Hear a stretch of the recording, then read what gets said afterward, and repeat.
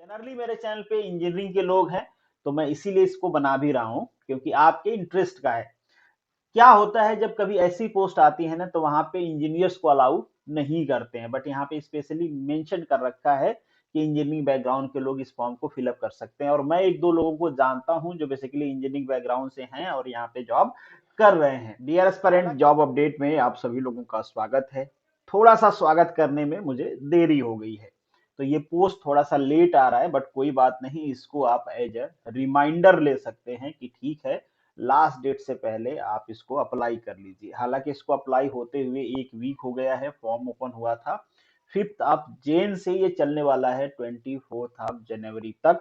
तो अभी काफी टाइम बचा हुआ है, अगर अभी तक आपने अप्लाई नहीं किया है तो कर लीजिएगा। किस पोस्ट की हम बात कर रहे हैं और कंपनी कौन सी है, तो कंपनी है security and exchange board of India. Basically share market में अक्सर आप लोग इसका नाम सुनते होंगे। तो वहां पे असिस्टेंट मैनेजर की पोस्ट है, बहुत अच्छी पोस्ट होती है। और सबसे अच्छी बात होता है किसी चीज की वैल्यू बताने के लिए कि आप उसकी सैलरी बता दो। तो जो सैलरी आपको मिलेगी वो मिलेगी 1,15,000 रुपीज पर मंथ। मुंबई में आपकी जनरली पोस्टिंग होती है। अगर आप अपना एकोमोडेशन रखते हो, मतलब आप उनसे घर नहीं लेते हो, तो आपको इतनी सैलरी मिलेगी, 1,15,000 के आसपास। उसके अलावा कई सारे और भी बेनिफिट्स मिलते हैं, आगे हम डिस्कस करेंगे, बट अभी बहुत ज्यादा डिस्कशन नहीं करेंगे उस पर, फॉर्म के बारे में करेंगे। तो आगे बढ़ते हैं। एप्लीकेशन में बेसिकली ये मेंशन कर रखे हैं कि जब भी कॉल लेटर आएगा आपको मेल या मैसेज आ जाएंगे कि भाई आपका कॉल लेटर आ गया है। एग्जाम इन्होंने बता रखा है कि फेज 1, फेज 2 और फेज 3 तीन एग्जाम होंगे, जिसमें कि दो एग्जाम आपके ऑनलाइन होंगे। अभी इसमें देखो चेंजेस हो सकते हैं, कोविड का प्रॉब्लम चल रहा है, कई सारे एग्जाम पोस्टपोन हो रहे हैं, तो इसमें भी चेंजेस पॉसिबल हैं। बट अभी के लिए आप ये मान के चलो कि इन्होंने मेंशन कर रखा है। फर्स्ट एग्जाम जो होगा आपका फेज 1 का, उसके बाद ये रिजल्ट बनाते हैं, आगे मैं आपको दिखाऊंगा। जो लोग पास होंगे फर्स्ट में, उन्हीं का केवल सेकेंड फेज का एग्जाम होगा। आईटी को छोड़ दिया जाए, आईटी एक इंफॉर्मेशन टेक्नोलॉजी के लिए अलग से स्पेशल पोस्ट है, उनको छोड़ दिया जाए तो बाकी सभी का एग्जाम ये ऑनलाइन मोड में होगा, फेज 1 का भी और फेज 2 का भी। इंटरव्यू ऑब्वियसली ऑफलाइन मोड में आपका लिया जाएगा। तो ये बेसिकली डिटेल है आपके एग्जाम की। तो बहुत जल्दी एग्जाम भी है, जैसे कि मैंने आपको कहा कि ओमिक्रॉन का प्रॉब्लम भी चल रहा है, तो मे बी चेंजेस पॉसिबल है। अब यहाँ पे कौन कौन सी पोस्ट है, आप किस में अप्लाई कर सकते हो, तो मेरे चैनल पे जो लोग हैं, या मुझे लगता है कि मुझे जो लोग देख रहे होंगे, उसमें से 99% लोग एलिजिबल होंगे जो जनरल स्ट्रीम है यहाँ पे, मतलब जो जनरल स्ट्रीम का असिस्टेंट मैनेजर होगा। और सबसे अच्छी वाली पोस्ट भी यही होती है, क्योंकि जब आप कोई स्पेशलाइज्ड स्ट्रीम ले लेते हो तो आपको केवल वही काम करने के लिए मिलता है। जैसे इंफॉर्मेशन टेक्नोलॉजी वाले केवल इंफॉर्मेशन से रिलेटेड, उनके सॉफ्टवेयर से रिलेटेड, उनके सर्वर से रिलेटेड काम देखेंगे, उनके नेटवर्क से रिलेटेड काम देखेंगे। लीगल वाले उनके लीगलिटी से रिलेटेड काम देखेंगे, केस मुकदमा अगर कोई प्रॉब्लम होता है। तो आपको पता ही है कि जो भी इन्वेस्टर का इंटरेस्ट है बेसिकली मार्केट में, जो भी उसका इन्वेस्टमेंट है, उसके साथ कोई फ्रॉड ना हो, इसकी देख रेख करने की जिम्मेदारी होती है सेबी पे। जो इनकी पॉलिसीज हैं, एक्ट्स जो बने हुए हुए हैं, उनको इंप्लीमेंट करने की जिम्मेदारी होती है। तो जनरली जो आपका यहाँ पे काम होता है वो इंस्पेक्शन का होता है और रिपोर्ट प्रिपेयर करने का होता है। इसीलिए यहाँ पे एक ब्रीफ टेस्ट भी होता है कि आपके पास ड्राफ्टिंग स्किल्ड है कि नहीं है। और चूंकि कंप्यूटर पे काम करना होता है आपको, इसीलिए जो ड्राफ्टिंग टेस्ट होता है वो भी आपका कंप्यूटर पे ही होता है, आगे मैं दिखाऊंगा। तो इन शॉर्ट जो लोग अप्लाई कर सकते हैं उनके पास क्वालिफिकेशन क्या चाहिए, तो मास्टर डिग्री आपके पास होना चाहिए। अगर आपके पास इंजीनियरिंग है तो बैचलर से काम चल जाएगा, अगर आपके पास लॉ की डिग्री है तो बैचलर से काम चल जाएगा। इसके बाद कुछ डिग्री यहाँ पे मेंशन है, स्पेसिफिक डिग्री है, अगर आपके पास ये है तो भी आप अप्लाई कर सकते हो। जनरली मेरे चैनल पे इंजीनियरिंग के लोग हैं, तो मैं इसीलिए इसको बना भी रहा हूँ क्योंकि आपके इंटरेस्ट का है। क्या होता है जब कभी ऐसी पोस्ट आती है ना, तो वहां पे इंजीनियर्स को अलाउ नहीं करते हैं, बट यहाँ पे स्पेशली मेंशन कर रखा है कि इंजीनियरिंग बैकग्राउंड के लोग इस फॉर्म को फिलअप कर सकते हैं। और मैं एक दो लोगों को जानता हूं जो बेसिकली इंजीनियरिंग बैकग्राउंड से हैं और यहाँ पे जॉब कर रहे हैं। हालांकि जब आप सिलेबस देखोगे तो आपको लगेगा यार कि कहाँ आएगा ये कि इंजीनियर को, भाई मगर इंजीनियर सब पढ़ लेते हैं, सब कर लेते हैं।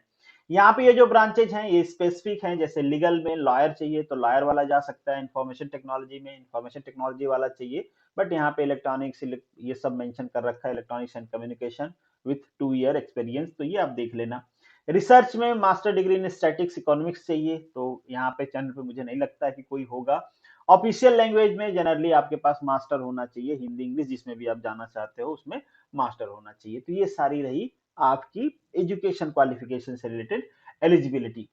एक चीज और मेंशन कर रखा है तो मैं सोचा कि बता देता हूँ, इतना खुशी से मेंशन कर रहा हूँ। वैसे ये बाय डिफॉल्ट होता है, सबको पता होता है कि भाई अगर आप क्रीमी लेयर हो ओबीसी में तो आपको रिजर्वेशन का फायदा नहीं मिलता, बहुत पहले से सबको पता है।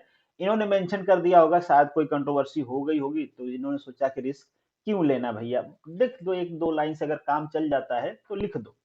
बाकी इकोनॉमिक्स जो ईडब्ल्यूएस है उसके बारे में कुछ लिख रखा है, ये सब काम की चीजें हैं नहीं। जो भी काम की चीजें होती हैं जनरली मैं उसको कर लेता हूँ हाईलाइट। अब यहाँ पे आपके एज की बात किया जा रहा है, तो आपकी एज 30 ईयर से ऊपर नहीं होनी चाहिए। और एज कब से कैलकुलेट करना है, दिसंबर 31 2021 से कैलकुलेट करना है। अपर एज में आपको रिलैक्सेशन भी मिलेगा अगर आप रिजर्वेशन का फायदा ले सकते हो, तब वो यहाँ पे मेंशन है। अगर आपको चाहिए तो एक बार इसको भी रिव्यू कर लेना, मैं उसके बारे में डिस्कशन नहीं कर रहा हूँ। मोड ऑफ एग्जाम की बात करें तो जैसे हमने कहा कि तो आपके 3 फेज एग्जाम होंगे। 3 फेज में जो 2 फेज एग्जाम है वो तो ऑनलाइन है और इंटरव्यू आपका ऑफलाइन होगा। जो ऑनलाइन एग्जाम है आपका फर्स्ट फेज वाला, उसमें 2 पेपर होंगे और दोनों पेपर 100 मार्क्स के होंगे। उसी तरीके से सेकेंड फेज वाला भी क्या होगा, 2 पेपर होंगे और उसमें भी दोनों 100 मार्क्स के होंगे। इंटरव्यू के बारे में यहाँ पे कुछ मेंशन नहीं है। फेज 1 का अगर हम जनरल स्ट्रीम की बात करें तो सिलेबस क्या है, हालांकि फेज 1 का ये जो सिलेबस है ना ये सबके लिए कॉमन है। आप किसी भी स्ट्रीम से पेपर दे रहे हो आपको ये पेपर देना होगा। 100 मार्क्स का है, 60 मिनट का है, 30% मिनिमम कट ऑफ है, इतना तो मार्क्स आपके आने चाहिए, नहीं आएंगे तो आप बाहर हो जाओगे। 2 पेपर होते हैं ना इसमें, तो ये पहला पेपर हो गया। सेकेंड पेपर देखो, सेकेंड पेपर जो होगा वो अलग अलग दे रखा है। जनरल वालों के लिए सिलेबस अलग है, लीगल वालों के लिए सिलेबस अलग है, रिसर्च वालों के सिलेबस अलग है। तो आप जनरल से भरोगे, मुझे पता है यहाँ पे अगर कोई भरता भी है तो इंजीनियरिंग बैकग्राउंड का स्टूडेंट होगा, जनरल वाला भरेगा। तो आपका ये सिलेबस है। सिलेबस देखो पूरा इकोनॉमिक्स और अकाउंटिंग से रिलेटेड है, मतलब वो जो कॉमर्स वाले इकोनॉमिक्स वाले पढ़ते हैं वो है। यहाँ पे भी 100 मार्क्स का पेपर रहेगा और आपके 40 मिनट्स दिए जाएंगे, पहले 60 मिनट दिया गया था, कट ऑफ भी बढ़ा दिया गया, यहाँ पे 40 हो गया।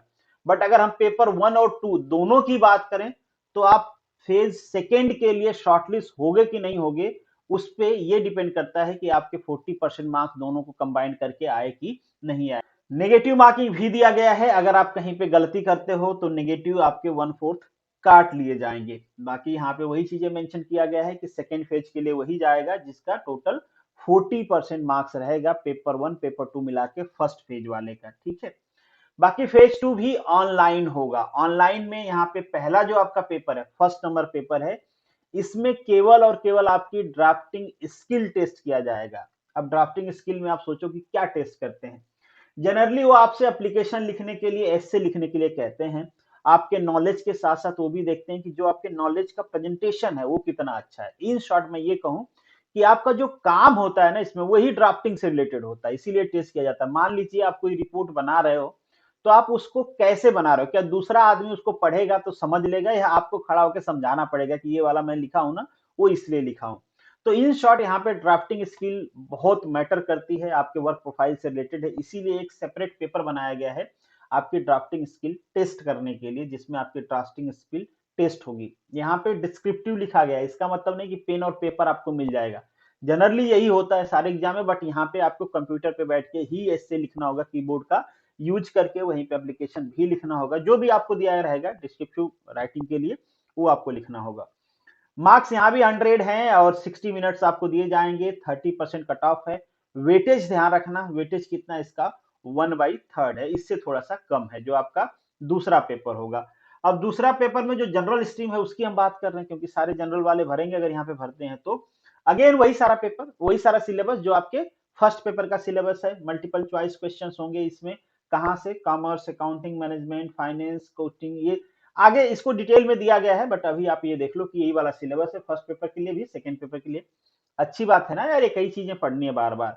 100 मार्क्स, 40 मिनट, 40, बट यहाँ का वेटेज ज्यादा होगा। शॉर्ट लिस्टिंग जो होगी ये इस 100 मार्क्स का 2/3 लिया जाएगा और इस 100 मार्क्स का 1/3 लिया जाएगा जब आपका मेरिट बनाया जाएगा। बाकी आप अगर आप लीगल से हो, रिसर्च से हो, इंफॉर्मेशन से हो, तो ये सारे टेस्ट आपके लिए अलग से दिए गए हैं, ठीक है। तो पेपर 2 में आपको इन सबको नहीं देखना है, बस इसको देखना है, जो जनरल वाले हैं इनको देखना है। तो ये हो गया। अब आपको यहाँ पे एग्रीगेट जो कट ऑफ चाहिए ये भी 50% का चाहिए। पहले पेपर में, सेकंड पेपर में आने के लिए कितना चाहिए था? 40 एग्रीगेट। यहाँ पे एग्रीगेट कितना चाहिए? 40। इंडिविजुअल कितना, सॉरी 50। इंडिविजुअल कितना चाहिए? 40। इन सब चीजों का ध्यान रखना है। ये सब चीजें टाइम मैनेजमेंट के लिए काम आती हैं। पता चलता है कि एक में आप बहुत अच्छा मार्क्स ला रहे हो, दूसरे में 2-4 नंबर से लटक गए। बाकी जो आईटी वाले हैं उनका एक पेपर पहले बताया गया था, सेकंड पेपर सेपरेटली होगा, तो वो होगा आपका 3 मार्क्स का सेपरेटली। जिनका भी फेज 1 क्लियर होगा उनको एक अलग से हॉल टिकट दिया जाएगा फेज 2 में अपीयर होने के लिए। और यहाँ पे भी नेगेटिव मार्किंग है, तो इन शॉर्ट सब में नेगेटिव मार्किंग तो 1/4 है ही है, इस बात का आपको ध्यान रखना है। जो भी पेपर आपका होगा यहाँ पे वो ड्यूअल लैंग्वेज में होगा, हिंदी और इंग्लिश, एक्सेप्ट देन कि जो आपका इंग्लिश टेस्ट लिया जा रहा है उसको छोड़ के, जो हमने देखा था ना फेज 2 का फर्स्ट पेपर, ठीक है, तो उसको छोड़ के बाकी सब क्या होंगे? डबल लैंग्वेज में होंगे, ड्यूअल में होंगे, हिंदी और इंग्लिश में होंगे। तो अगर आपने हिंदी में पढ़ाई किया है तो आपको टेंशन लेने की जरूरत नहीं है। अब बात आ गई सैलरी की, तो सैलरी यहाँ पे आपको नजर आ रहा होगा, 1,15,000 रुपया पर मंथ विदाउट अकोमोडेशन।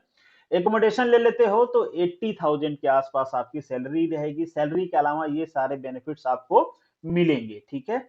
और बहुत अच्छी फैसिलिटी होती है, मुंबई में आपकी पोस्टिंग होती है, एक बहुत अच्छा इन्वायरमेंट होता है, बहुत अच्छी वर्क कल्चर होती है जहां पे आपको काम करना होता है। और ट्रांसफर जो होता है ना आपका, वो इंटर डिपार्टमेंटल ट्रांसफर होता है। जनरल जो पोस्ट होती है, जैसे जहां पे एक प्लेस से दूसरी जगह भेज दिया जाता है, वैसा इसमें नहीं होता है।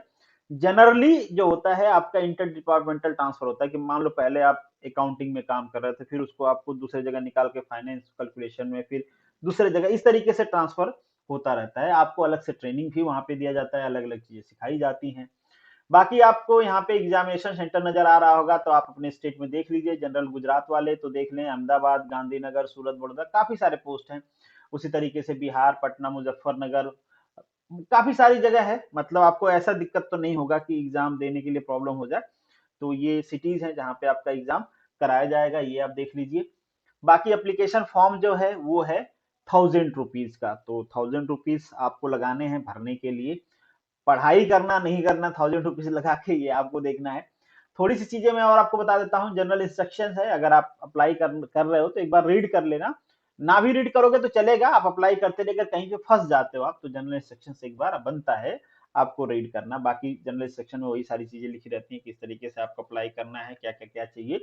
नीचे आते हैं, सिलेबस देखते हैं। सिलेबस बेसिकली आपका जो जनरल डिपार्टमेंट का है वही देखना है। यहाँ पे जनरल डिपार्टमेंट का सिलेबस मिल गया आपके पेपर 2 के लिए, ठीक है। तो वो वही सारी चीजें अब यहाँ पे थोड़ा सा डिटेल में मेंशन कर रखा है। Management, finance, finance market, general topic, costing, ये सारी चीजें हैं आपको ना। कंपनीज एक्ट, इकोनॉमिक्स, ये सब आपको पढ़ना है। और जिंदगी भर इन्हीं का यूज करना है सीवी में बैठ के, क्योंकि इन्हीं का यूज होता है। नीचे जो स्पेशलाइज्ड ब्रांच है उनके लिए सिलेबस दे रखा है, तो ये आप देख लेना, आप किसी पर्टिकुलर से भर रहे हो तो। और सबसे लास्ट में यहाँ पे आपका इंग्लिश का भी दे दिया है, तो कोई प्रॉब्लम वाली बात नहीं है, ये भी आप देख लेना। पहले मैंने इसको हाईलाइट नहीं किया था, अब कर देता हूँ कि आपको इंग्लिश में क्या पूछा जाता है, ठीक है। तो ये आपके ड्राफ्टिंग स्किल टेस्ट करने के लिए पेपर है। तो this is the end of this video. Hope so कि आपको समझ में आ गई होंगी चीजें। बाकी बहुत कुछ ऐसा तो है नहीं रॉकेट साइंस जो समझाना है। तो अगर आप इंटरेस्टेड हैं इकोनॉमिक्स पढ़ने में तो भर दीजिए और पढ़िए। चलिए मिलेंगे नेक्स्ट वीडियो में, तब तक के लिए all the best, good luck.